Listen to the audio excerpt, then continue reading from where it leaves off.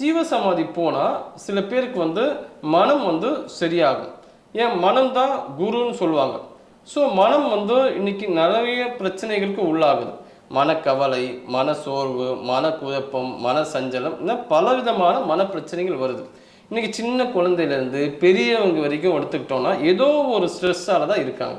அந்த மாதிரி மனநல பிரச்சனைகள் உள்ளவங்க தொடர்ந்து ஜீவசமாதிக்கு போக போக அந்த இடத்துல அவர் தவ நிலையில இருக்காரு, இறையோட மெர்ஜா இருக்காரு. அப்போ அந்த இடத்துல நம்ம தொடர்ந்து போகும்போது அவரோட ஆற்றல் களத்துக்கு நம்மளோட ஆற்றல் களம் மெர்ஜ் ஆகும். ஸோ ரெண்டு எனர்ஜி பாடியும் டச் ஆகும். அதாவது நம்மளோட எனர்ஜி பாடி அந்த இடத்துக்கு போகும்போது இன்னும் பெட்டராக ஆக்டிவேட் ஆகும். பாசிட்டிவான எண்ணங்கள் நமக்குள்ள வரும். மனசு இருக்கிற அழுக்கெல்லாம் வெளியேறும். மனசு சுத்தமாகும். உடம்பும் பார்த்தீங்கன்னா ஆரோக்கியமடையும். ஏன்னா நோய் எண்ணத்திலிருந்து தான் வருது. அது எங்கே இருக்குது? மனம் உற்பத்தி பண்ணுது. ஸோ மனமே தெளிவான உடலும் ஆரோக்கியமடையும். அதனால் தொடர்ந்து ஜீவசமாதி போவதே ஒரு ப்ராக்டிஸாக வச்சுக்கிட்டா கூட அவங்களோட வாழ்க்கையில் மிகப்பெரிய மாற்றத்தை உணர முடியும்.